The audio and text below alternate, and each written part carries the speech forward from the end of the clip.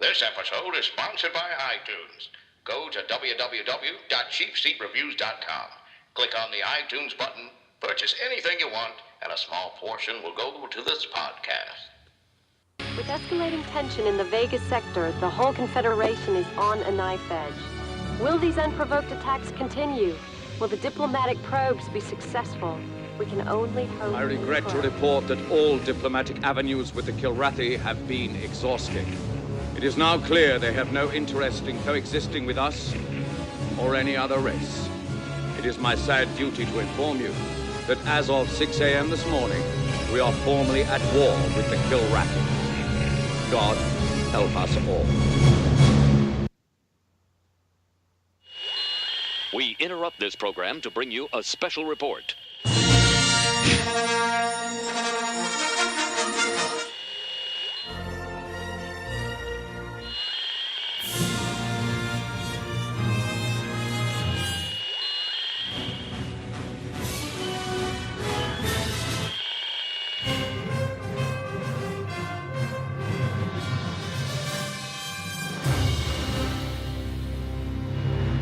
This is CheapSeat Reviews.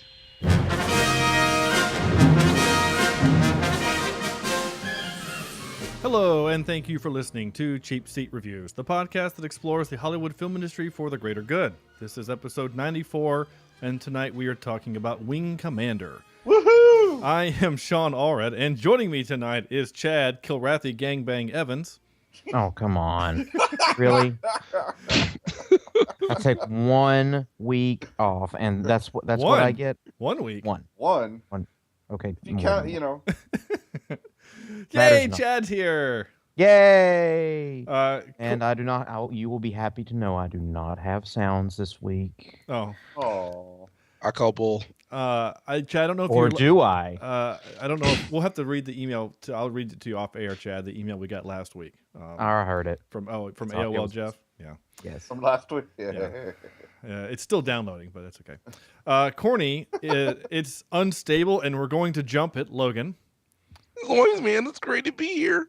Oh, I get it. Okay. Now I get the joke. Thanks. You did that earlier, and I didn't get it, but now I do. And Sam. You're welcome. Sam, that joke also I was going to try to set up is like, this is what Corny says every time he comes to a ramp with the General Lee. This is unstable, and we're going to jump it. Because it has turbo. Actually, I would have accepted that. Yeah. Yes. Sam, you say rapier, I say viper. Vector.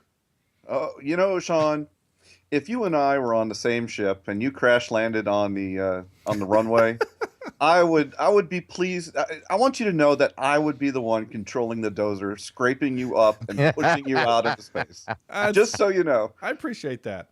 And for whatever reason, I'll fall down. Right? When you push me off, I'll fall down instead of floating off into space like actual space would work. And instead of the crash just sitting on the deck, it would actually bounce and float away. Yeah. Physics. Good job, guys. That pissed me off so much. So let's pull up a comfy chair, a captain's chair with big seat belts that come across the shoulders and dive in. This is 1999's Wing Commander. I was getting texts from the guys saying, who picked this movie? And I take the blame on that one. This was one of those movies that I had seen a while ago, and for some reason I thought was actually okay. But he was hot at the time. He must have been. Yeah, something like that. Or that actually might be pretty accurate. That might be one of the ones like I watched when I was on pain medicines for your back? No, pain medicines for when I had my wisdom teeth pulled. Oh, okay. Because I watched back in '99. Well, I did that in 2001. Oh, okay. Because that was also the same year. That was the same experience where I watched Battlefield Earth, and thought that was a good movie. But again, dude, highly medicated because I have since watched it and realized what a horrific film that is. That's like saying Thor is the best movie ever made. We're talking about you, Lejeune. No.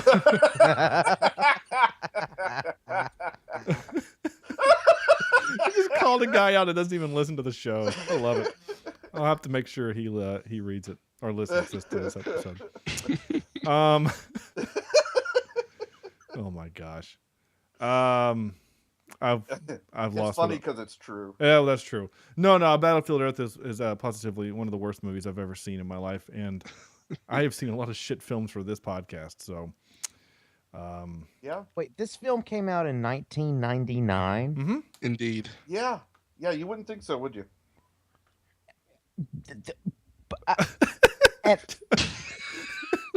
Speak, Chad. Breathe. This came out after A, Star Wars, B, Jurassic Park, C, Short Circuit, and Short Circuit. How'd you get there? Okay. And the graphics in those three films are so much better. I don't know if there's are there any graphics in Short Circuit? That's all practical effects. Just the robot.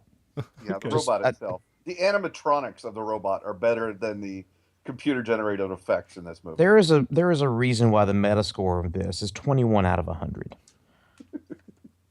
But anyway, moving on. What is this movie? What's Wing Commander, Chad? Wing Commander is Blair, a fighter pilot, joins an interstellar war for some reason to fight the evil Kilrathi, who are trying to destroy the universe for some reason. Yeah. We really don't know. Because they're cat-like creatures. And cats destroy the world. Cats are evil. That's right. Actually, that makes a lot of sense. Yeah, thank you, Chad. You're right. There's a whole lot of like that intro that I played is as much backstory as we get. It's basically that there are these people that explore the universe, and all of a sudden this one guy goes, "Hey, what is that?" And then it kills them, which happens again later in the movie, which made me laugh. And all of a sudden they're at war with these aliens, these cat aliens, and we're not sure why. They're just evil for reasons. I guess in the 90s, I guess it's just black and white enough that you just have a bad guy and he just tries to kill you for whatever reason. For what it's worth, Chad, to your point, this movie came out, literally released like 3 weeks before The Matrix. That makes me sad. It makes me sad too. So the scene in the dining room of the slow-mo cam, that actually beat The Matrix to it. That actually beat The Matrix by 3 weeks. Wow. Okay. Yet in The Matrix, it was like, oh my God, look at this. Right. Yeah. And so when I saw it this time and knew that watching it, I was like, I'm kind of impressed, actually, that someone suggested to do that. The big difference is that in this scene, it only lasted like 1.5 seconds. Yeah. And then The Matrix, they do it longer, but they do it more. And a little more stylistically. Yeah. And within the theme of the entire movie. Right. And it had a point because that was the only time that they did it. Because every other time that they did jumps, they just cut to a black screen. Yeah. It was just cut to black and then boom, there he is. There was never any of these freeze moments. So they blew their entire budget on that one scene. Anyway, to the point of the show or the back to the script of the show, Chad. I'm going to ask this question. Had anyone seen this before today besides me? No. Nope. All right, this will be great then. Chad. Yes. Nope. I went into this movie thinking, wasn't this a video game at one point? Mm-hmm. And as we all know damn good and well, that movies made after video games will 99.9 times out of 100 suck ass. This has been foretold to us by our ancestors. Written down on the tablet that Moses brought down and accidentally dropped. That was one of the 15 commandments. That was 11 through 15. You mean 10? 10 commandments. Right. Yes. So going with that, and they actually made 3 of these, if I'm not mistaken. They made 3 video games, not 3 video movies. games. That's right. Oh, okay, you worried me there for a second. I was like, they made 3 movies? Yes, they made 3 video games, and the video games weren't bad, if I'm not mistaken. But in either way, I went in with a with an open mind, and I bought the okay, we're at war. I get it. That's fine. This was on Sega CD. Oh, it was on God. Sega CD. You guys remember that? Oh, that was like a. Did you say no, Chad or Sam? No, I remember. No, I remember it. Okay. Yeah.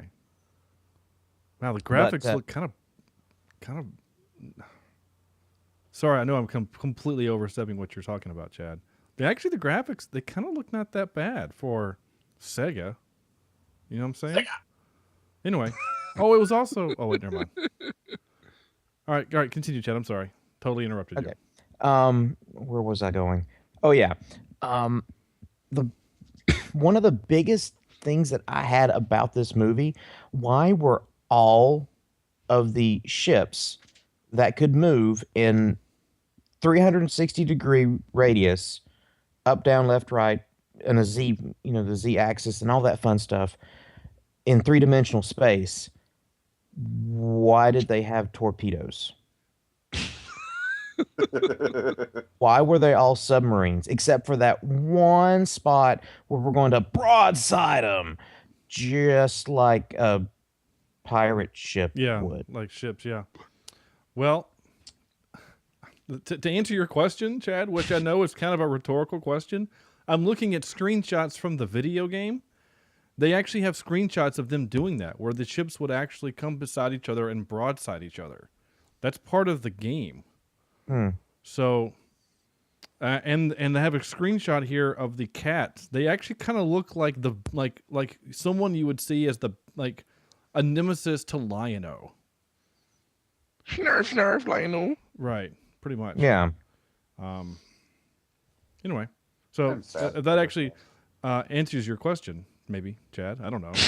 I mean, I guess the question didn't technically answer. Why do they still do it? I don't really know the answer to that, other than that's what they did in the video game. So to stay true to the video game, that's what they did. Well, I understand that.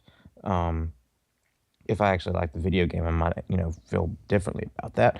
But the other thing, it was like the whole thing took place obviously it took place on Earth, but the whole concept of the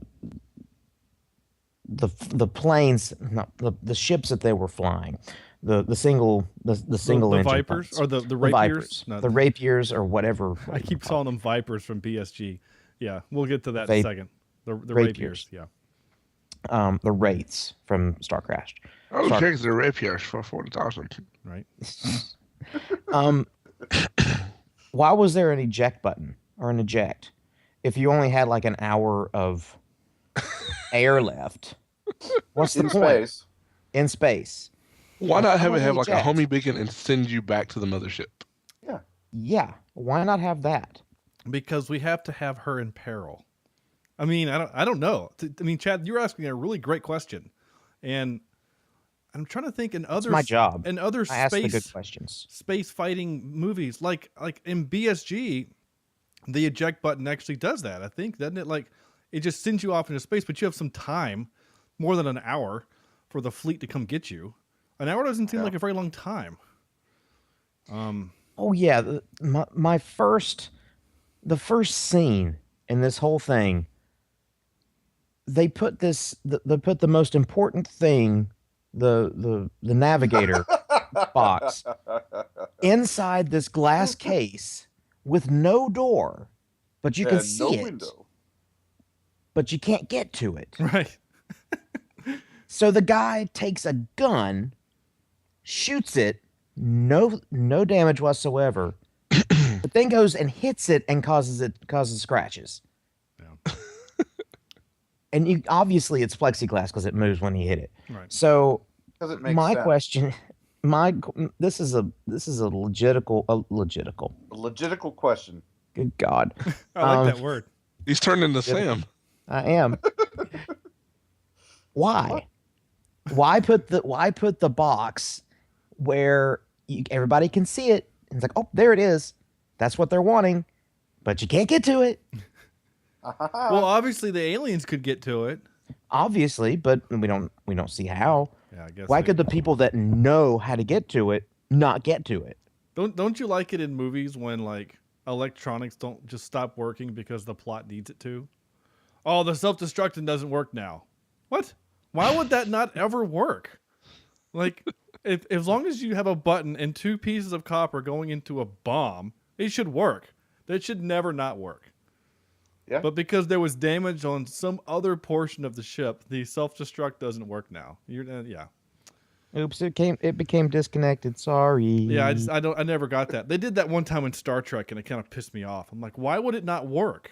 Your ship is full of explosion type explosive devices. It's not explodium. Explodium. But I'm saying, like, you have a starship full of torpedoes and a warp core. There should never not be an opportunity to blow it up. Anyway, they only did that even in the future. Nothing works. Right. What movie is that from? That's a line. Spaceballs. That's it. Thank you. So there you go. Yeah. That's my. I will pause now and let Corny do the talking. All right. You're up, Corny. Nope, I'm out. Oh. Okay, good. Okay. Sam. Oh wow. Oh, really, Corny? Do you have nothing to say? I was going to see how hard you're going to let that go. I haven't seen this movie before, and I saw the IMDb ranking, and I was a little scared, but I could see where it gave it the score it gave, but Yeah. For the most part, I mean, it's a popcorn kind of movie. You watch it and you don't care about it, and nothing made sense. The rules only applied when they needed to apply, and then you move it on. Yeah. That's pretty much it for me. No, okay. Had a budget of $30 million, by the way. Good. I'm glad they spent it all on Freddie Prinze Jr.'s hair. Yeah. It certainly wasn't his acting lessons. Oh, God. Sam. First time watching this mess. I usually love space war type things, right? But this was horrible. You know, this is one of those that if it was on Saturday afternoon on the Sci-Fi Network, I would switch it off. It's just not good. The writing's bad. The design is bad. The physics are bad. The acting is bad. Direction is bad. I mean, even down to not Dothraki. What were they? The Kilrathi. Kilrathi. Dothraki. They looked horrible. They absolutely looked horrible. And it just, what if they dangled some catnip in front of them? Right. Maybe they could distract them into space or something. But so many bad decisions, so many stupid decisions. If you've got a bulldozer that can clear the runway, can it go around it and bulldoze it back into the airlock? Right. No, we don't have time for that. Right. Because they're running on fumes up there. What are you gonna do? Fall out of space? Yeah. I mean, we've run out of fuel. Okay, we'll just we'll send a tow cable or something out. There's other options. Yeah, R2D2 can float his way over Right. and kind of push you back. All right. I was going to say, start flying it at the ship and let it die. Right. This would be okay if it was a senior project of some lower level audiovisual college coming out of it. But I've seen better in terms of those types of projects. I didn't like it. It was stupid. And there wasn't a whole lot in here that I was like, yeah, that's pretty cool. Right. And Freddie Prinze Jr., what was he in before this? Well, his big breakout deal is, of course, She's All That. Okay. See, I hated that movie too. I only liked it because I thought You just don't care about love. Because I thought What's Her Face was really hot. Yeah. Wasn't that Sean Spencer's? Yeah, Sean Spencer's girlfriend in You know what? As I mentioned again, you know what he reminded of? Freddie Prinze reminded me of, acting wise. What's that, Scoob? Was some of those guys in Palmetto Point. Yeah. Oh, That's kind of the feeling I got. He's a little better than those guys. He's a lot better than those guys. Let's be fair. He's better than those guys. But and those who are listening, Palmetto Point was a short-lived series on the PAX network. PAX network. Yeah, just On IMDb, a Palmetto short-lived Point. network. Yeah, I was And Sean was the I was the sound guy. sound guy on that. He was operating booms under horses and whatnot. So we, as friends, were obligated to watch a few of the episodes. Yeah. And see how bad I have the first episode on acting was. cassette tape still. He Nice. did the 2 I Know What You Did Last Summer movies, and then he did She's All That. And then this was supposed to be his like big action thing when he did Wing Commander. And it was really bad, so he's like, okay, I'll go back to what I know, and did like Boys and Girls and Head Over Heels and Summer Catch. He was on an episode of Friends, and then he did the 2 Scooby-Doo movies. And then since he hit his own TV show called Freddy, he was on Boston Legal for a little bit, and then a bunch of like just shows up for an episode of like Psych and things like that. His most recent thing, though, is he's been Kanan Jarrus on Star Wars Rebels, which I really like that show. And he's actually pretty good in that role. He's kind of like the Obi-Wan Kenobi archetype in that show. But that's more to do with the show than him. Yeah. Is that it? Yeah, I was not impressed. I'm sorry. No. This is one of the few, Sean, that I don't think we've seen eye to eye on. In terms of you picking something you like. Well, okay, all right. So let me be, again, I kind of say that I picked this because I had not seen it in years. I had watched it before a long time ago. It's been at least 10 years since I've seen it, probably closer to 15. And the scene that I remember most was the scene where Matthew Lillard does that whole stunt where he tries to see how close he can get to the Kilrathi fighter before he shoots it and then gets his girlfriend killed. And then when they do the end with the broadside. And I remember those being kind of cool moments in the movie. So when I went back and watched it this time, I remember that the broadside was still kind of a cool moment, but they failed at the execution of it. Like there was still, I think they still could have done that even better. And then the rest of the movie is confusing and and kind of strange and there's like people's motivations are really weird, and the chain of command doesn't make sense, and the French guy Serge from the Corps is just like he's a walking trope, you know, like he's the guy he's the only guy that knows what's happening. What? Like that's because he is intelligence, right? But that like I don't know, that just seems wrong. That seems like a cheat. You know? He's a pilgrim. Well, yeah, he's Scott part pilgrim, whatever. He's Scott Pilgrim. He's versus the aliens. Dothraki. The Kilrathi, not the Dothraki. They don't have horses. Or do they? Well, we didn't see them. Maybe the guys working in the back of the ship were horse-faced people. Be nice to horse-faced people. Well, you know. That guy from the Medicine Woman, Dr. Quinn, Medicine Woman. I didn't know if you were gonna do like a Sarah Jessica Parker joke there or something. So. Well, shots fired. Yeah. What was I gonna say? Damn it. I say nay. Oh. No, but you're right, Sam. This movie sucked. It's terrible. Yes, it's really bad. Like I said, the moments that they had opportunities to do well. So sure, you got bad acting and bad directing for the most part. Let's throw the director on the bus for a second. So Chris Roberts, who has directed, his first thing he ever directed was Wing Commander 2: Vengeance of the Kilrathi, the video game. And then he did a video game called Strike Commander, and then a video game called Privateer, and then he did the next 3 Wing Commander video games. And then in 1999, he did this movie. The next thing he's directed was this year, and Squadron 42. And have we heard about Squadron 42? I don't know, but Mark Hamill is the voice guy. He's the main actor for the Andy Serkis, Gary Oldman, Mark Strong. Oh wow. John Rhys Davies. He died. I guess they did the work for it a while ago.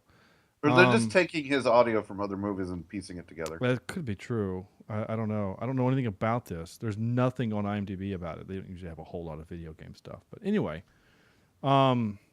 basically he's done a lot of producing.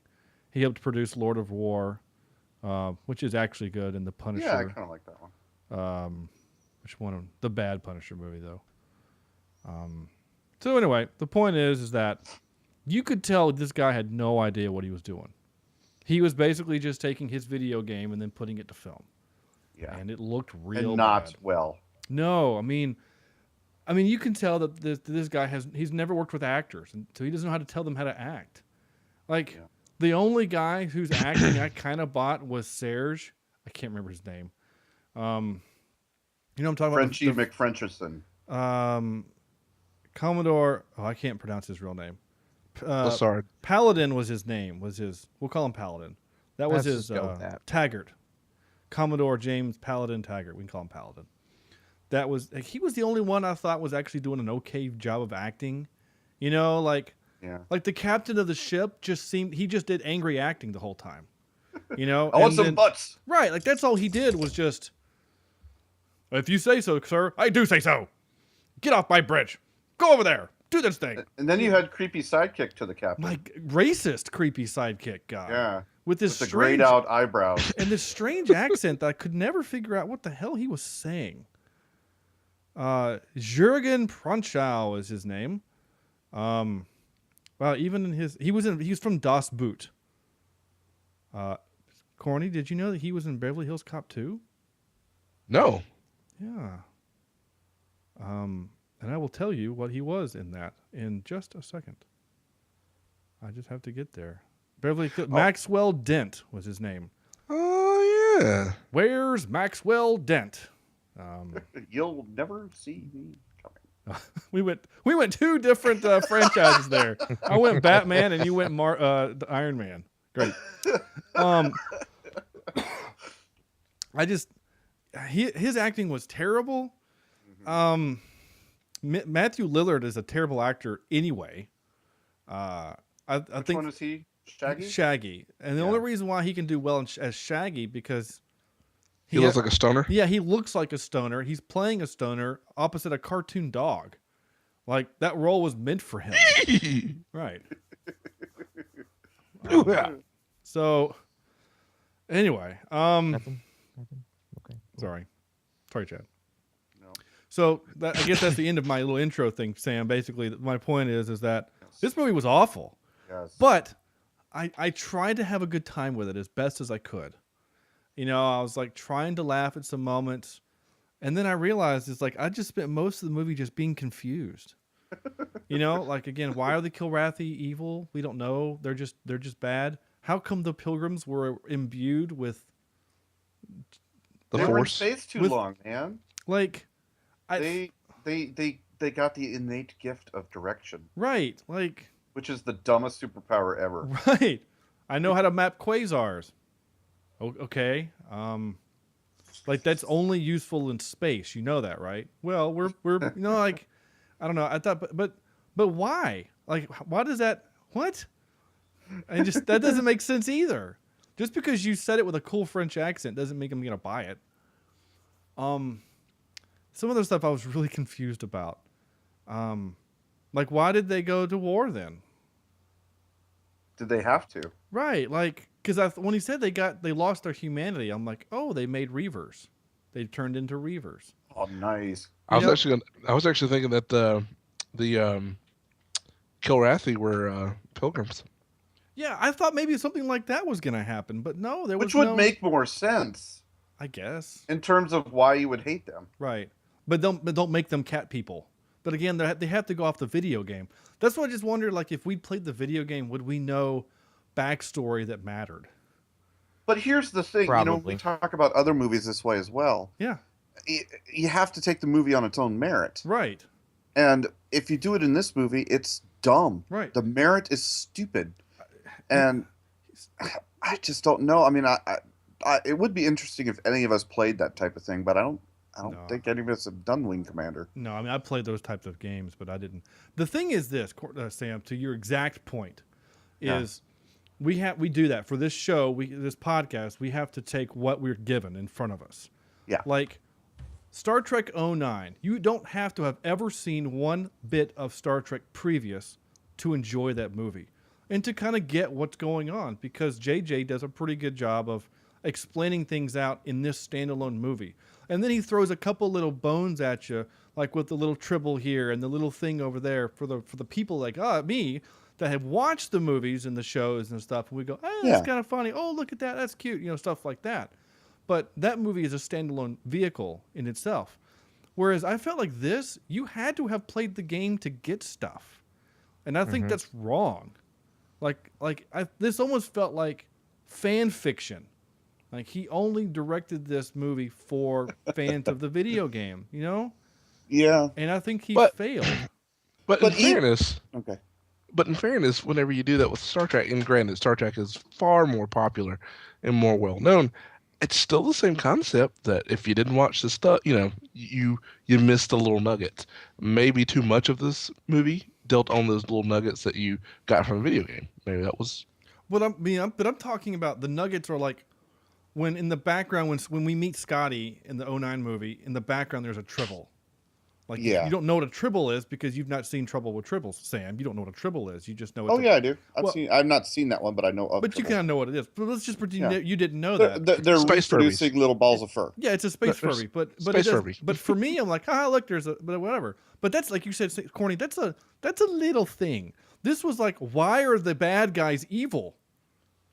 You know what I'm saying? Like Good that's point. a big thing. What did we do to piss them off so bad? Right.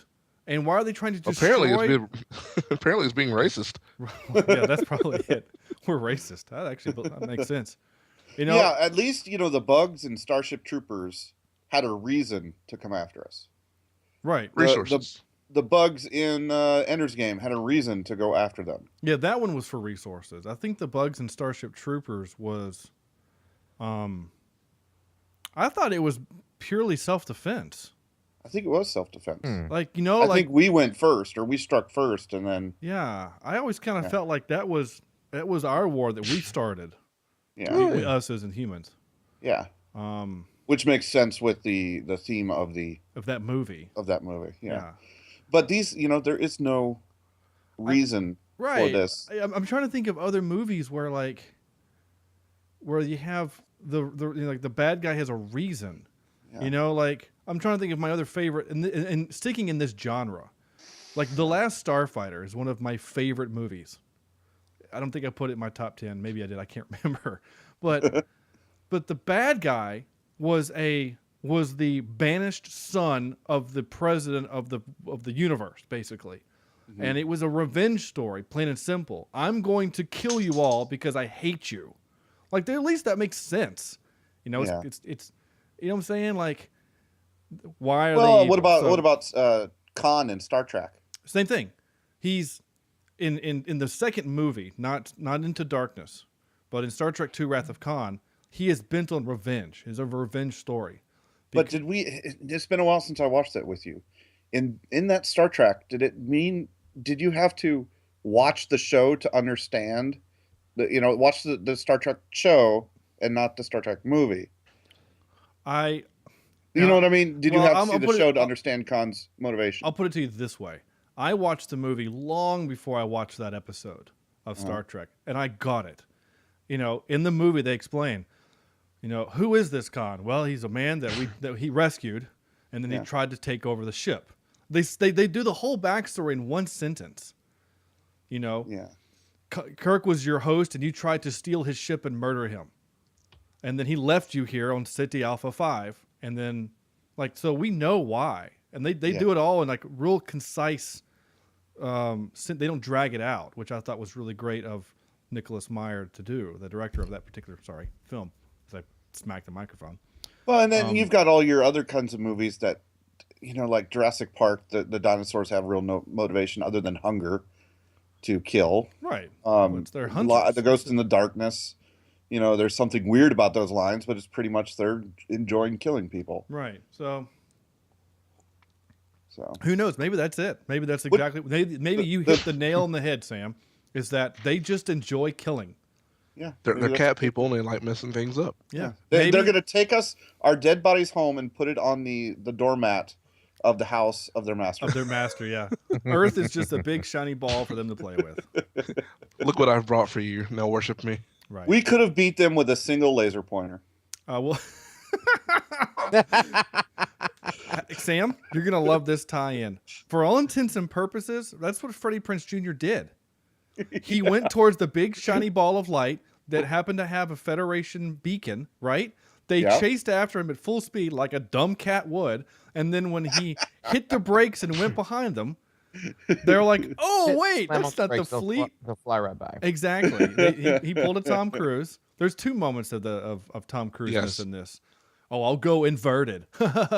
Anyway, so he pulls the brakes right, and they crash into a quasar. Like, what? That was so dumb. That pissed me off. That's so crazy. That pissed me off. I just couldn't believe it. Like, thanks, Sam. Now, one thing I'll give the credit to. Did you notice that when the alien cats talked, it first translated in their script and then it overlaid it with English? Did you guys notice that? Yeah. I thought that was clever. Good job. You got 1 point. You did one thing well. I actually thought the battleships looked kind of cool. But again, I just thought they looked dumb. I thought they were Battlestar Galactica knockoffs. That's what they were. I mean, ooh, hi, Molly.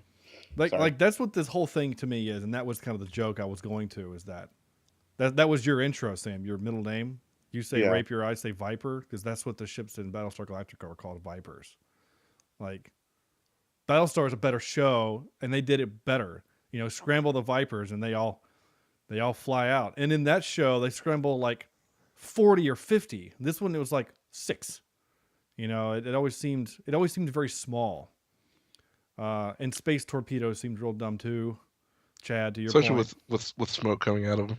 Yeah, and they were really slow moving. And like, I'm surprised that they don't always just have rapiers just kind of flying around in case a torpedo comes. They can just go shoot it. Because it seemed really slow. Like the only one that gave them that girl had a hard time because it kept cloaking and uncloaking, which seemed like really bad technology. Why does it have to uncloak to regain radar? Shouldn't it pick it up one time and then just you're good? Didn't the Klingon birds of... You there? Hello, guys. Yes. Ooh, that was a big hiccup. There we go. Yeah. You were asking Corny the question of did the Klingon birds of prey have to decloak to fire? It's kind of the same thing, you know. Right, that's in Star Trek too, right? Well, it's in any of the Star Treks, Yes. but it's not in Star Trek 2. The Klingons aren't in that one. Except for that one where they figured out how to do it without. In the 6th movie, yeah, the one that we watched for this episode or for this podcast. That was the thing they had to decloak to fire. But that was, I mean, that seemed. That makes sense because in any video game, if you move while cloaked, a lot of times you become uncloaked. But this wasn't because it was moving, right? It would be cloaked while it was moving and then uncloak to engage its radar and then cloak again. So I guess. But then again, after you did it the first time, it should just stay cloaked. That's the point. That's my point. Once you've gained radar lock on this thing, then you should just be cloaked until you hit your target. Yeah. You know what I'm saying? Like. It didn't make. Maybe it was malfunctioning. The only thing we all know that stuff doesn't work in the future. Yeah, we do know that. So I don't know. Maybe or it works too well, hence the bulletproof navigational device. Right. I don't know. Whatever. I'm picking apart a really bad movie that they. Well, my big question, and I was confused on the. They were hiding in the crater. Mm-hmm. And all of a sudden, the Dothraki were flying overhead, and were dropping nuclear bombs into each crater. Mm-hmm. Why didn't they get blown up? So basically what they needed to do is they needed we've already kind of established that these are basically giant submarines in space that can launch fighters, right? Mm-hmm. That's basically what we've established. So that's what they're doing. They're hiding on the bottom of the ocean, and they're depth charging them, right? Depth charging them. Right. That's all that was, Sam.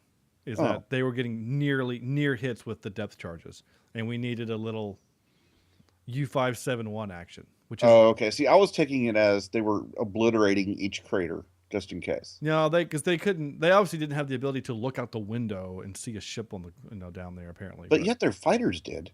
Yeah, I don't know. It seemed. it seemed like a strange way to get the effect that they wanted to, and that is to have them hide so they can get depth charged for a little bit. U-571, that depth charge scene that they do is actually really great because it's kind of intense and a little scary. What those men had to go through during World War II and other. Like in Saving Private Ryan. Yeah. Sure, why not? I'll go with that. You ready for your first clip of really bad acting? Sure. Please. Here we go. What is this thing? This thing is a distortion in space-time. Pilgrims were the first to chart it. It's charted. Why is it off limits? Because it's unstable. It's unstable? Whoa, it's unstable. We're gonna jump it? That's right. You damn right. So here's here's another thing I was confused about. And so you guys can help me out, right? So in that scene, right, they're somewhere in space, right? Yep. And they need them to deliver the message via R2-D2 to the other battle group, right? Yep.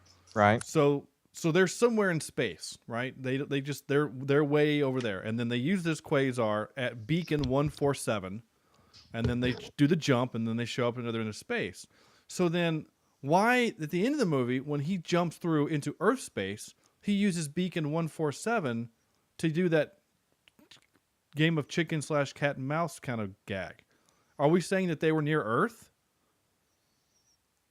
Are you guys as confused as I was? And if they were near Earth, why? Where was that? Like the I can't even talk. Good God. The pulsar or whatever the thing is that killed the other Dothraki.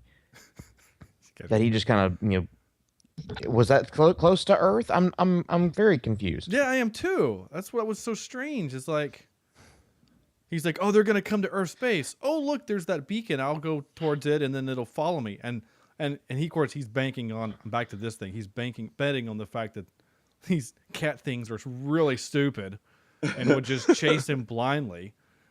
But I was always because as soon as that happened, I'm like, wait a minute, are we saying that quasar is near Earth? So then why? I'm confused. So like I don't know. I understand that they wanted to bring back the thing from earlier in the movie, but then that means you're telling me that they were near Earth. So if they were so near Earth and could jump through there, then wouldn't it have been easier to send the other battle group there just back through that same jump point to join the fleet at Earth? Or am I don't know, maybe I don't know, whatever. I'm going to hurt myself. So I'm going to just read this instead.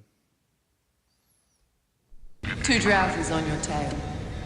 1 above, 1 below. You got 5, maybe 10 seconds. Clock's ticking. What do? Simple. I go vertical and inverted. Do a 180 at full throttle, apply brakes, and drop them behind them. Bang, you're dead. Not fast enough. Yeah. Good job, Maverick. It's just bad. It's bad acting, and it's bad dialogue. Whatever. In fact, I would have actually appreciated it more if he literally would have just said, I'm going to hit the brakes and they'll fly right by. At least that way you're just stealing the exact line. Yeah, right. I mean, you might as well. I'll hit these space brakes and they'll fly right by. There, it's a little different. Whatever. Because if you just add space in front of everything, it makes it so much cooler. Yeah, it's like when you... like Space Australia. Yeah, or... Space Australia. We get it! You're from space! Or when you have lasers. Now, we can't just hit him with a whip. We have to hit him with a laser whip. Laser. I really wish that episode had worked. Balls. You got balls. You should see them. Mine are bigger. I've been told size doesn't matter. She lied. I've been told size doesn't matter. That's when everyone in the back goes, oh. Oh, just fall over. Snap! Oh my god, so dumb.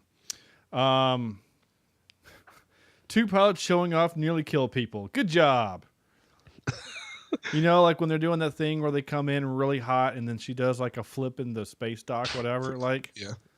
And almost kills half the flight crew. Right. Yeah. Like real military, you're in the brig. Yeah. You're done. Like, you're grounded. I don't care if you're in war. You almost killed people for no reason other than you were doing a dick measuring contest. Although I will say that I was hoping to see that one guy drinking coffee when he's coming in hot. Yeah, and he drops permission to come in hot. No, you're not. negative. Whatever. Negative Ghost Rider. This was his name, Nugget or something. Isn't that what she kept calling him? No, dumbass, don't do that. Right. No, this is space. Where was that guy? Yeah. Well, it was supposed to be that commander, but she was like the worst commander ever. Let's just be fair, okay? I do not like her as an actress, by the way. What? Here's another question. Why, in space, why do you have to have a runway? I thought the same thing. You just you don't need one is the point. You're coming in too hot. Just hit space brakes.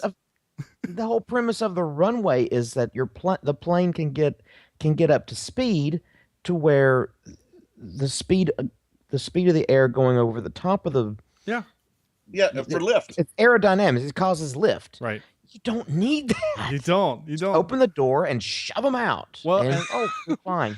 And that's the thing again. That's the thing that they do so well in Battlestar Galactica. That it was not a runway. The ships are literally like the torpedoes were. They're just in tubes. They just get launched out the side of the ship, so that when they exit the ship, they're at full velocity, so they can go into attack formation, right? And then when they're done, they come in. It's just it's not a runway. It's just the space. You fly in and then you stop because that's what spaceships can do, and then you just land where you need to, and then the flight crews come in and move them.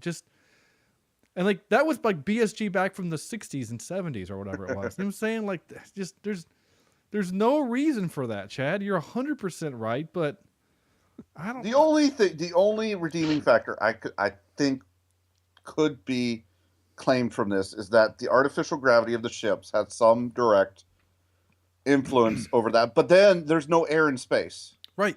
So it just there's no reason why they couldn't all of them come together like real nice and easy, and then just slowly float into that dock. There was no reason for them to come in. It was like, Chad, the only way it would have been better, and by better I mean way worse, is if it actually had a hook, like an aircraft carrier. Oh yeah. If they come in and a giant like laser hook comes up and catches it and slows it down, and then they all cheer. That's the only way that could have been better. Or and whenever it lands, you hear. Well, they didn't have wheels. It was metal skids. It was metal. I on know. metal. I'm just saying this would have been funny. That can't be efficient. Just so dumb. Just so dumb.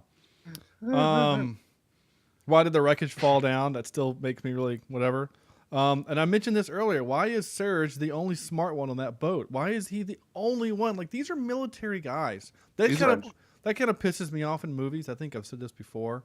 When we're making the assumption that these men have been career guys, right?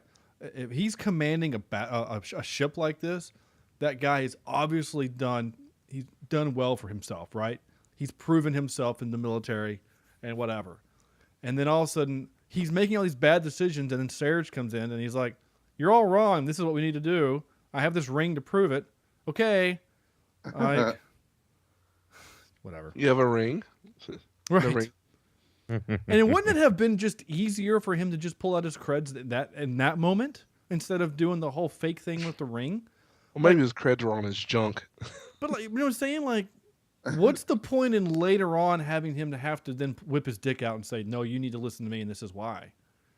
Like, if he knew that the idea at the beginning of that mission was a bad idea, then why did he agree to do it only then to not do it? It just doesn't make any sense. Like, you guys following what I'm saying? Like, well, yeah. Well, there's a certain point where I'm picking up what you're laying down. You take the movie as it comes, and you realize there are some stupid plot pits. There has to be some. Oh, there's Chad. Yeah. Oh. But when you start piling them on and piling and piling and piling, There's no reason to do that, and that's just sloppy writing. Yeah, It is. What? I mean, you take the good, you take the bad, and there you have the facts of life. Wow. The facts of life. I don't know. It just kind of hurts me to think that there's no one on set asking these questions. You know, well, why is there a runway? Well, the video game had a runway. Okay, that video game was made in 1989. So, okay, fair point. But still, it's not like we didn't have a concept of what space was like then anyway. That's true. I don't know. Like I can forgive things that were like books that were written before space was explored. Like the old Edward Burroughs stuff. Right, or like Orson Welles stuff or whatever. Like they didn't know what that stuff was, and so it was a weird mystery and things like that. Like the Flash Gordon garbage, you know, it just yeah. So anyway, Joe Pesci. This is 25 seconds long. I can't remember what it is, so just all I wrote is Pilgrims. I don't know what I mean by that, but anyway. Scott Pilgrim. Yep. For 5 centuries. Oh yeah, this defied thing. the odds. They embraced space, and for that they were rewarded with the gift of a flawless sense of direction. They could feel the magnetic fields created by quasars and black holes, negotiate singularities, navigate not just the stars, but space-time itself. Right? It's just dumb. It is dumb. Like I said before, it's the worst superpower ever. Basically, you're a compass. Here's the other thing. If the Pilgrims were born with this ability, right? Then how did they lose the war? Like, because it's a dumb superpower. It is a dumb superpower. You know, you have Wolverine over there, indestructible with claws, and you've got Pilgrim on the other side saying, "North! I don't need a road map. Screw you." I'm pretty sure he'd get tore up. I got GPS. What about the whales? Yeah. Yeah. I could do directions better than you. Ha ha, pow pow, you're dead. Right, exactly. Well, that's until Professor X goes, well, you can do directions, but I know exactly where to go. Yeah. This part made me laugh. Security check, Alpha 2. Nothing to report in this quadrant. Everything looks A-okay. Wait, what the? I don't know why that made me laugh. Wait, what the? Like, No, but it wasn't even a surprise what that. It was literally he was reading a card. Yeah. He was like, wait, what the? Oh, there is something on my right. What the? Pow. Yeah, it's bad. It's bad. I think it would have been better if he said, what the explosion happens. Yeah. Oh, I'm not supposed to read that. Oh, I'm sorry. Right. He actually makes the noise with his mouth. There we go. Wait, Bang, what the? bang. Pew, pew, pew, pew, pew. This is another trope, you know. Well, you'll hear it's a trope, but not that one. This one. I still have a responsibility to this crew, Commodore. Excuse my bluntness, but if you think I'm going to let my men be flown into combat by a rogue and a half-breed, you're sadly mistaken. He really is a good guy once you get to know him. That's so bad. Like, I know the joke is there, and Chad, you chuckled, but I think you chuckled for the wrong reasons. Like the reason because it's so bad. You just wait a minute. You just you just admitted to being racist. You know what I'm saying? Like, you called him a half-breed and you a rogue pilot. I'm the freaking like commandant of the Navy or whatever, and you just insulted me with your weird accent. But it's okay because you said forgive me for being blunt. That's like saying bless his heart and then you insult him. It's those gray eyebrows. They put people in a trance. And I was also confused. Did the captain die? Yeah, I think he did. Like, he got bonked in the noggin and then he's dead. He's like, medic, but just go ahead and put him on the runway and we'll just shove him out with the... Like, shouldn't there have been something? That's the captain of the ship. Get the bulldozer out. We got another one. It just seems so weird. Captain Kirk's dead. Whatever. We got to keep moving on. There's things happening. What? I don't know. Whatever. This was the last one I wrote. Oh, I captured that road. This is one I captured because this is some bad acting, guys. Okay, you ready for this? This is 6 seconds of horrific acting. She held together. I love this baby. Do you know what that reminded me of? You have to think back in your brains, and Chad, I know you put this one out of your mind, but in Star Crash, you remember when they're trying to get away from the space cops at the beginning of the movie, and they go, "Ha ha, we made it!" Like that's what that reminded me of. Oh, action, right? Axon, apply directly to your forehead. That's so bad, so bad. Don't get cocky, kid. Right. What? Oh, here's the other thing I was also confused about. So usually in these types of movies, except for Starship Troopers, that's like the only one in which I think this goes against. Usually the villain has the upper edge in the technology-wise, right?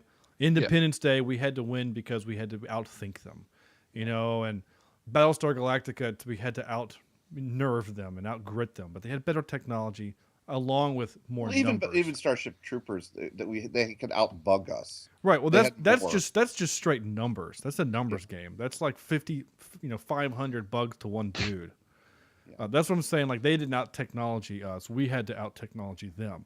But in this, didn't it seem like we had better way better technology than they did? You know what I'm saying? Like 8 of their torpedoes damages the shield. 2 of ours blows up a destroyer.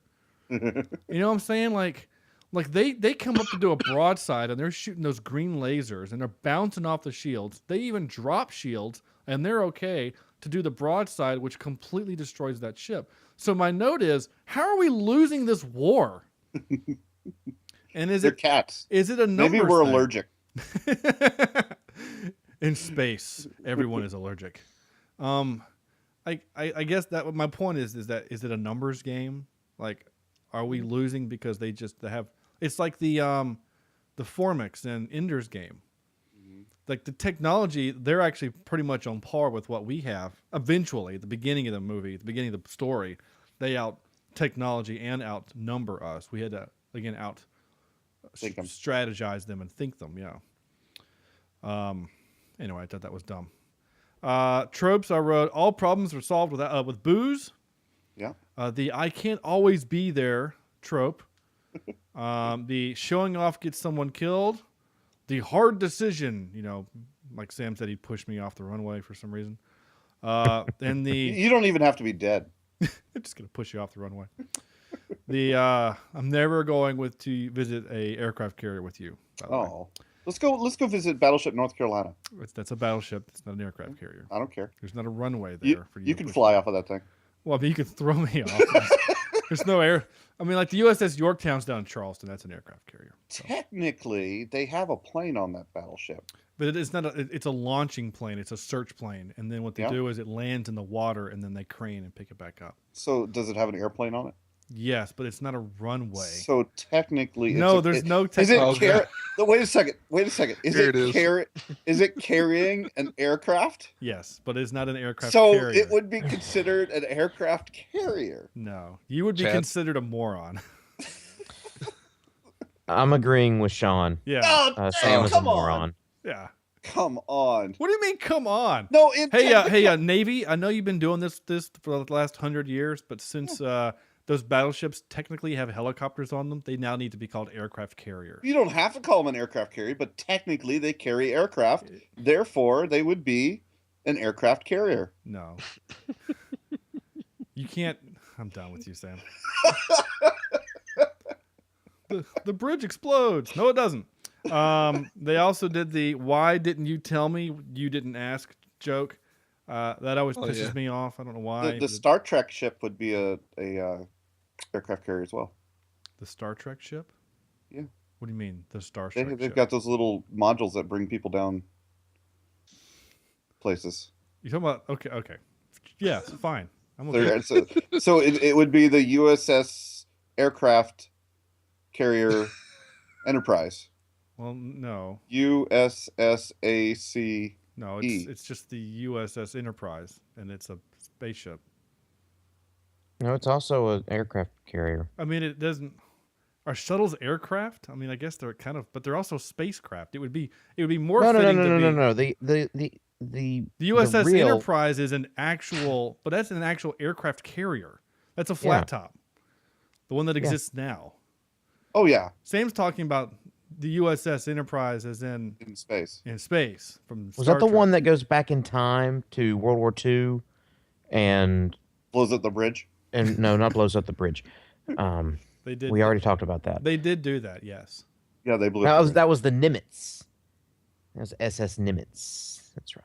Wait, hold on. I think we're getting our things confused. They didn't.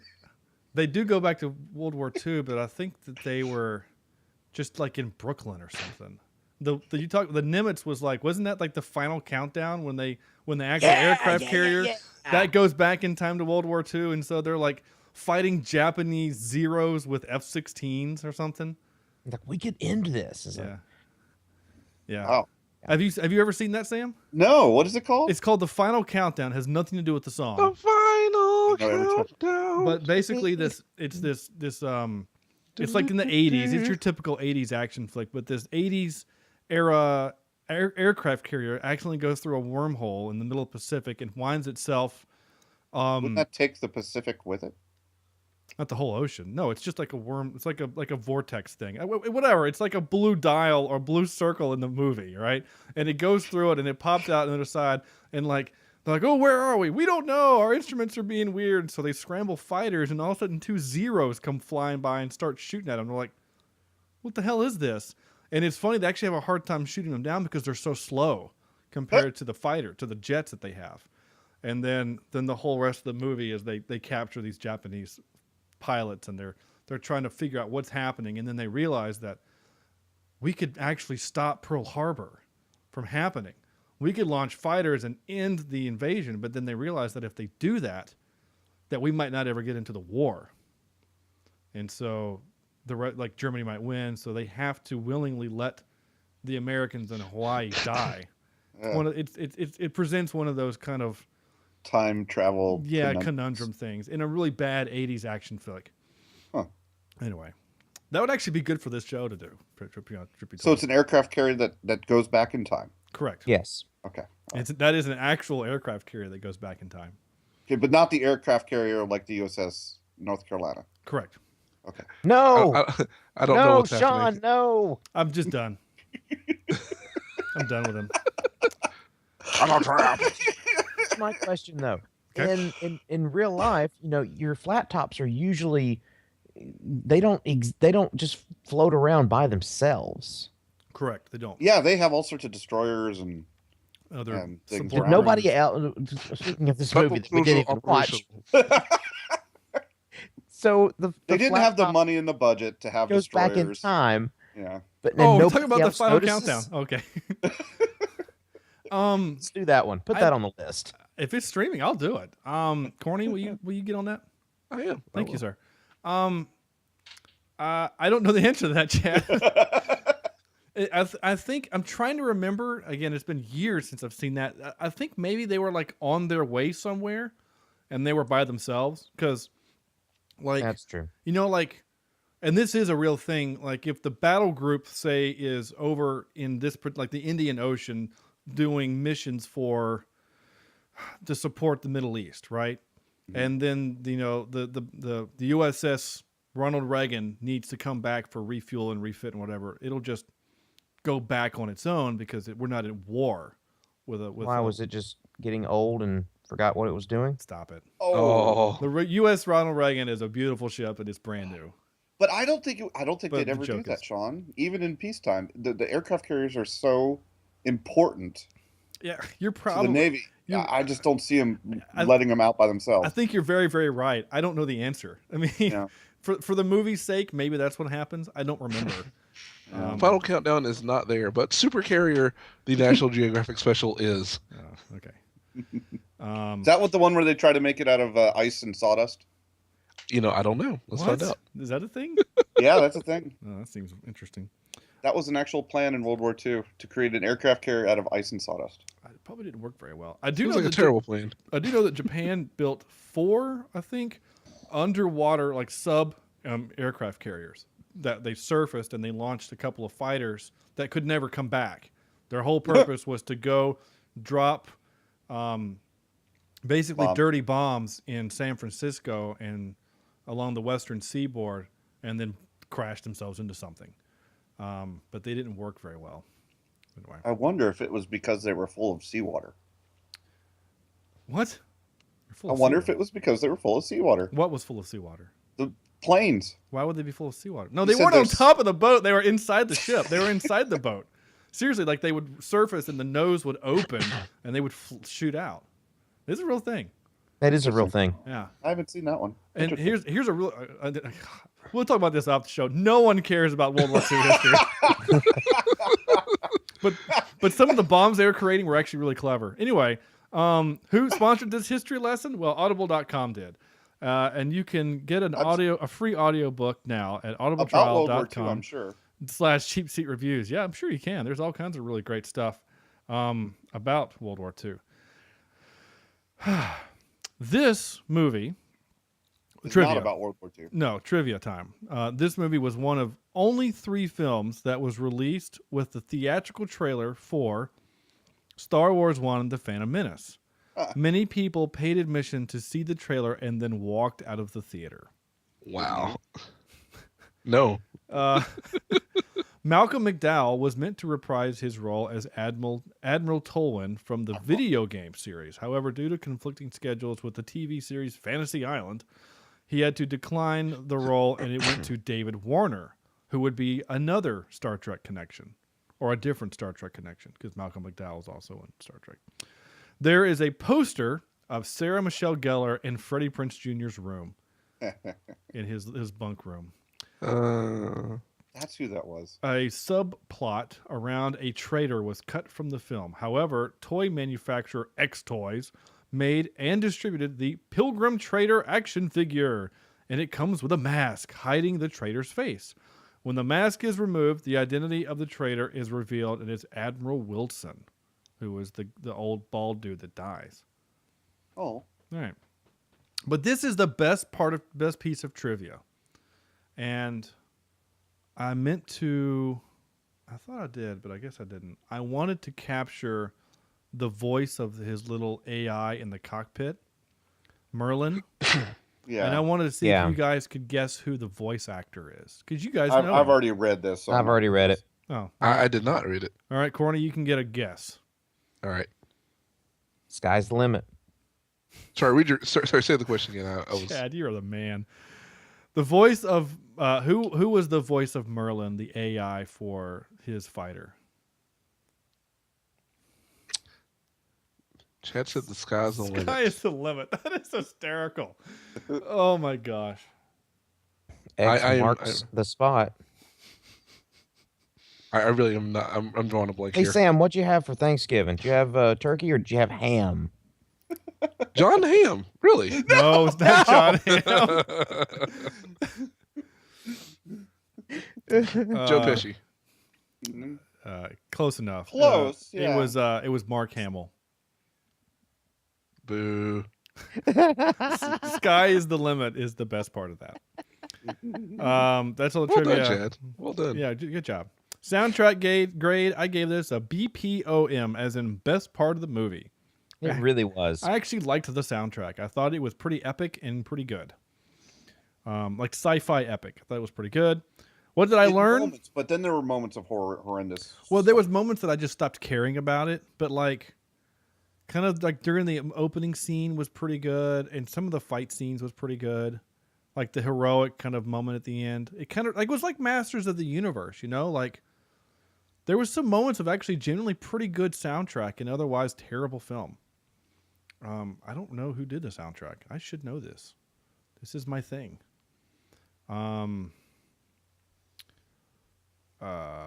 Music by David Arnold.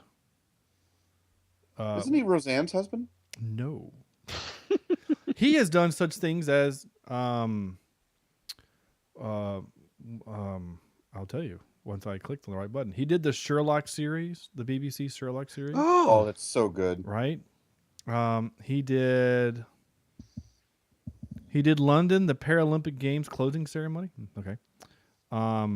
Clothing ceremony? Closing. He did Chronicles of Narnia, The Voyage of the Dawn Treader, which was good. He did Hot Fuzz. Ha! He did Hot Fuzz. Yay. Casino Royale. Ooh. Four Brothers, Amazing Grace. The Stepford Wives. Die Another Day. Zoolander, The Musketeer. Shaft. He did Shaft, Corny. He did Godzilla. So, and Independence Day. He did Independence Day and Stargate. Like, okay, that's where I heard now some that of you this. now that said Stargate, I totally get it. Yep. Okay. Yeah, and that was right Which around. is one of my hidden gem soundtracks, by the way. Oh, it's actually a really, really good soundtrack. So good. It really is. So he did Godzilla, and then he did Wing Commander. And for what it's worth, apparently he only did the theme. So like that great theme from Wing Commander, he wrote, and then the rest of the music, Sam, to your point, was by Kevin Kiner, who mostly did stuff like the Clone Wars and Star Wars Rebels, like a lot of TV stuff.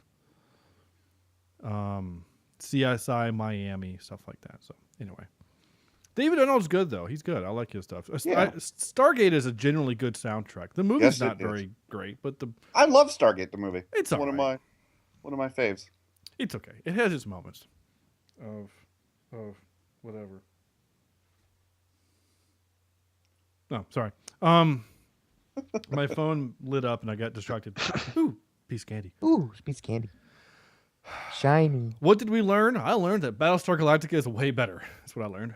Mm-hmm. I didn't even have to learn that. I just knew that. Even the one produced on Sci-Fi with a lot less budget. Yeah. Funny how that sometimes works out, right? Mm-hmm. Like Arrow is better than Agents of S.H.I.E.L.D. that first season, though S.H.I.E.L.D.'s gotten a lot better. Oh my gosh.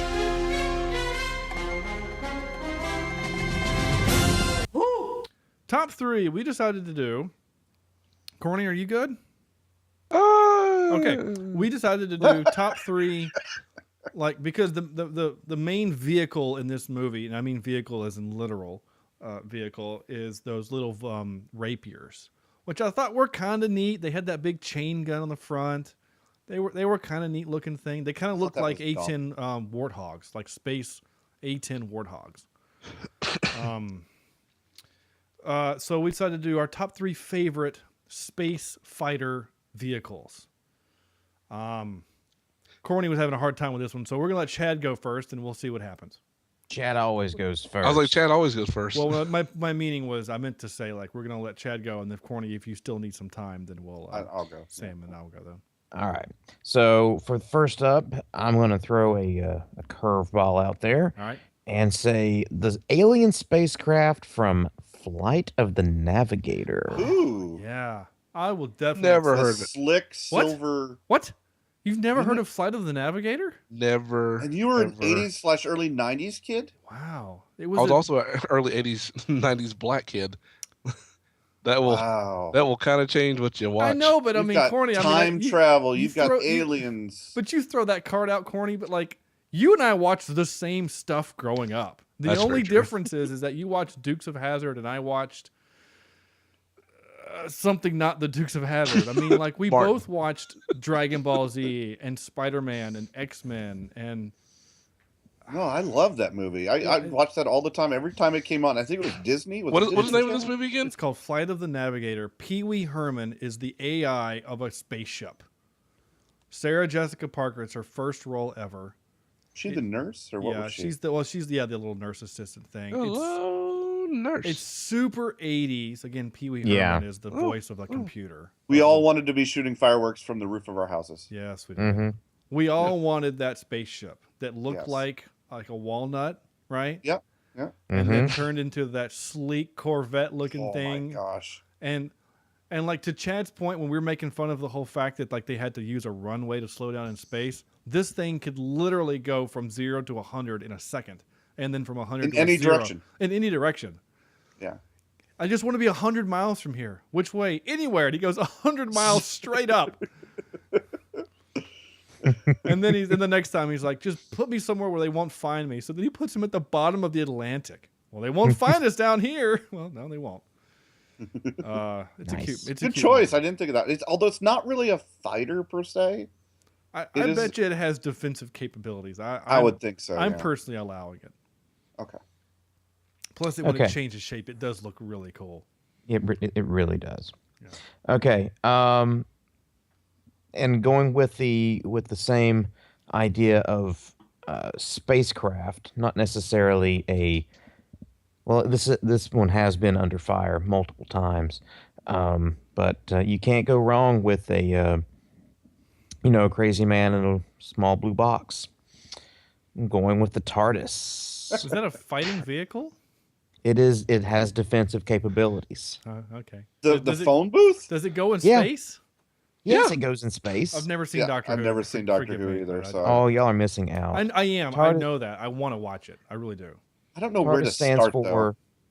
though. Oh crap! Come on, Doctor Who. Time and relative dimension in space. So it can go pretty much anywhere at any time. Right.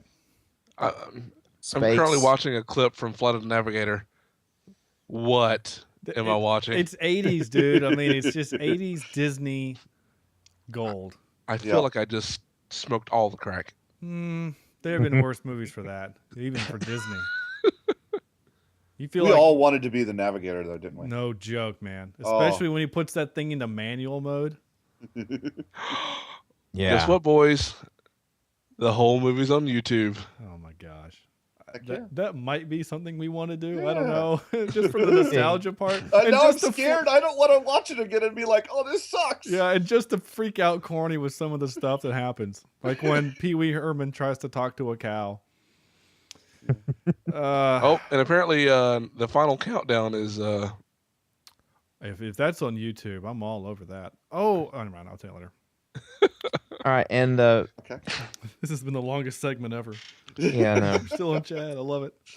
And for my top pick, I'm gonna have to go with any of the individual fighters from Star Wars, but I'm gonna have to lean especially towards Darth Vader's shuttle fighter because it was just so cool.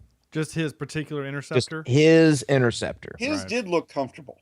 It looked comfortable. You know, it looked like it would have black leather and maybe some cushion to the seat. Maybe a good stereo system in there. Yeah. Oh, definitely. He was in there for a long time.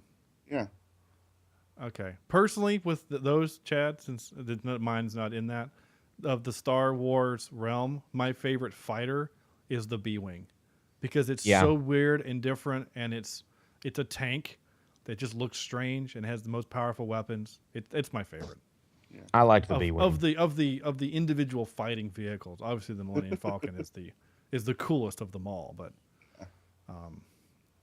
all it is a saucer. I don't know why everybody's so. I love the Millennium Falcon. Enthralled with the Millennium Falcon. It's just a cool looking ship. Yeah. Because it just Y'all do know that there's a school somewhere in Pennsylvania that's designed like a Millennium Falcon. Well, there's a company in China that just built their whole building to look like an Enterprise. Oh, nice. Oh, speaking of the link I just texted everybody, that is an Alamo Drafthouse movie. We'll put this on Facebook. Movie theater that just opened, I think, in Nebraska, and it is completely Star Wars. Oh my gosh! The entire inside looks like a Star Wars set. That's awesome. Corny, are you good to go? Yeah, let's do this. All right, Corny. All right. Ooh, excuse me. All right, so I'm gonna go with Starscream from Transformers because he is capable of space flight. Okay, sure. And he fights. I'm gonna allow that. Yeah, I'm good with that. He's in space and he fights that way. And he can be a vehicle. People can still ride in him.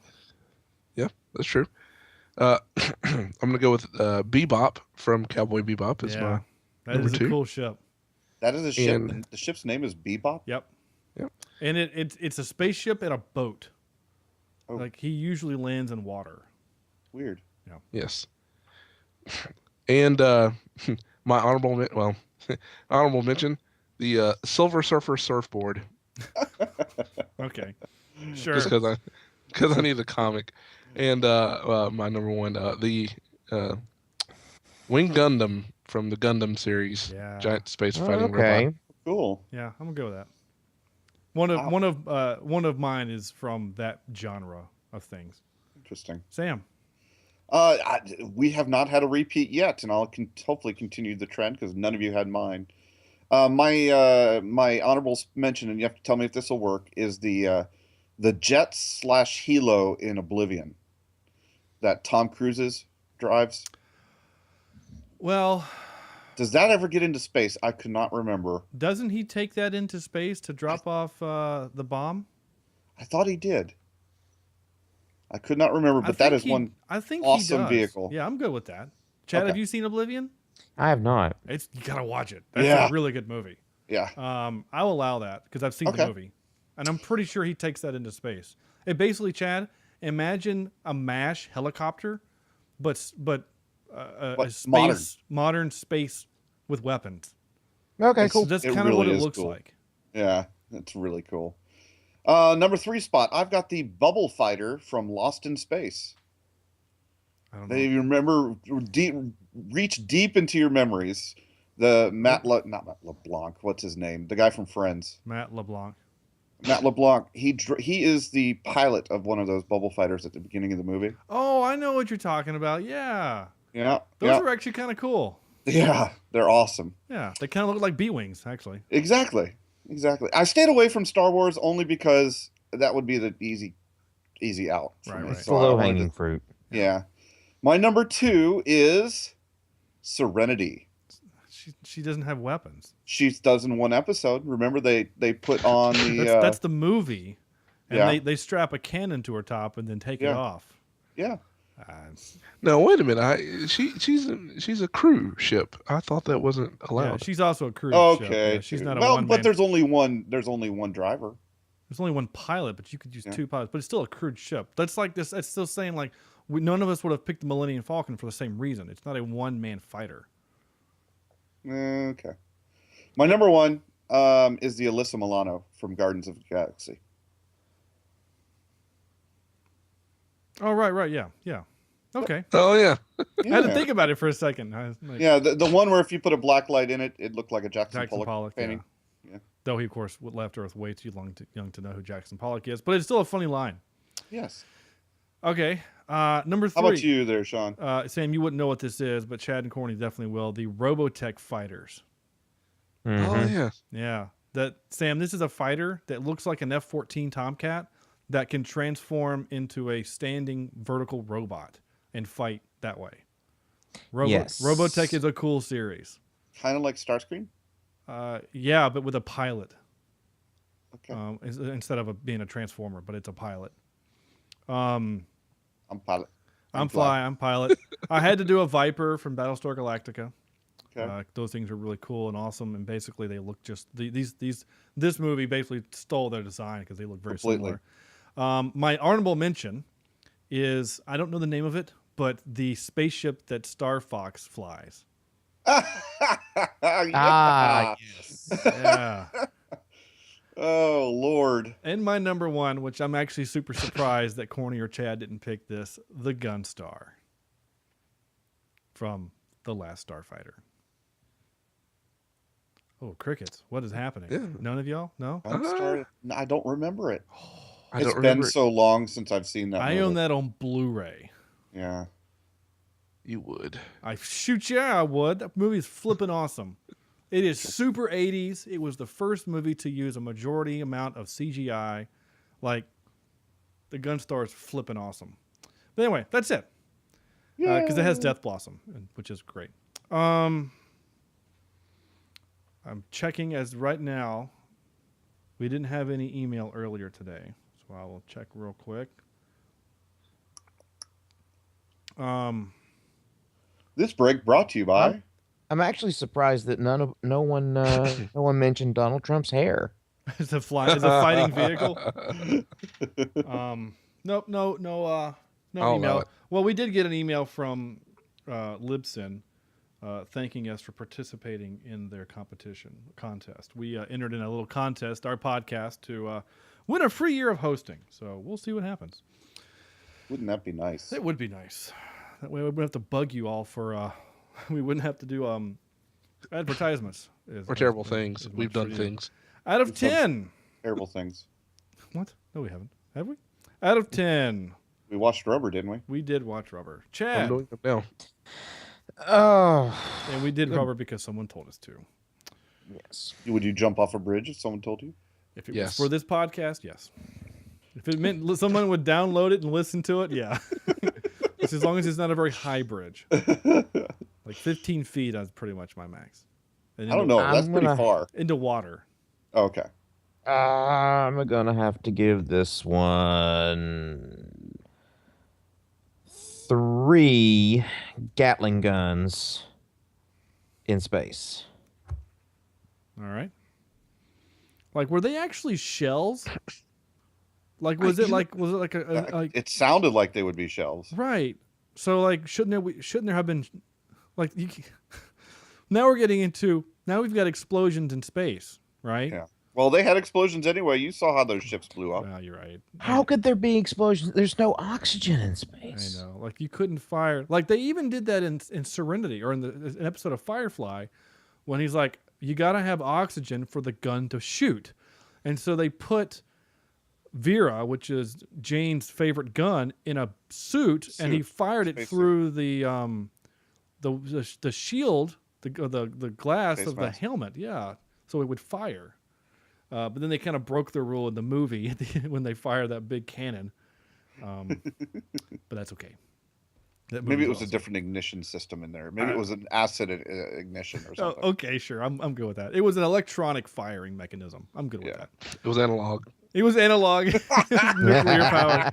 Thank you, Corny, for always bringing that back. You're welcome. Corny. Yes. Zoinks, man. I'm going to give it a 4. All right. Sam. I think I'm going to give this thing 2 GOP fascists out of 10. GOP fascists? Yeah. Okay. 10. That's it. It was horrible. This movie was horrible. Who are the GOP fascists in this movie? There's a bunch of them. Oh. Donald Trump. Was he in this movie? I don't know. I thought I saw his hair fly by at some point. Oh, okay. Did you guys also notice, speaking of like the fighters, did you know at the beginning of the movie that the fighters, when they were doing maneuvers, sounded like they were kind of noises, you know what I'm saying? Like whenever a fighter like goes towards Earth really fast and he gets that high pitched noise. Did you guys hear that? I wanted to capture that, thinking, what is like? Did they just put noisemakers on the planes just so that people? Anyway, what am I going to give this? I want to give it like a little bit of love just because of the nostalgia kind of aspect of it, but it was really bad, so I'm just going to give it a 3. Yeah, this was a bad movie. Yeah, it just was not. I mean, like, we've watched bad movies and had a good time watching bad movies, and I think I had an okay time with it, but I love this genre of film. Like, they took all of the things that I personally like they have space, you got space fighters. They did the submarine stuff, which I love submarine and like naval warfare. They just did it in a really bad way. Yeah. They half-assed it. Yeah, they really did. And I don't know if this had any effect. I mentioned it early in the episode, but this came out 3 weeks before The Matrix. So you know, like, could you imagine like this movie comes out and they're like, hey, we're getting some traction. And then The Matrix comes out and the US was like, holy shit, what are we watching? This is amazing. Yep. Keanu Reeves can actually act a little bit, you know. Oh, and the special effects are cool too. See what I did there? Okay. That's it. We are doing next week. I did not. Next? What is next? I did not pick this one. I don't think I picked this one, unless I did. Somebody told me to do this one. It's a what is it?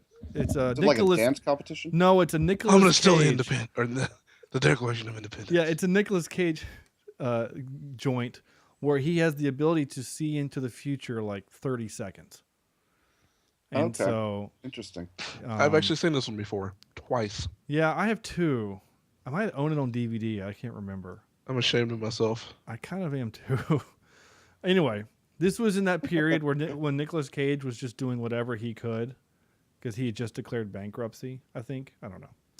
Anyway, next, he's coming next week. That's it. Have you guys been watched anything good recently? Saw the Hunger Games. Yeah, I did too.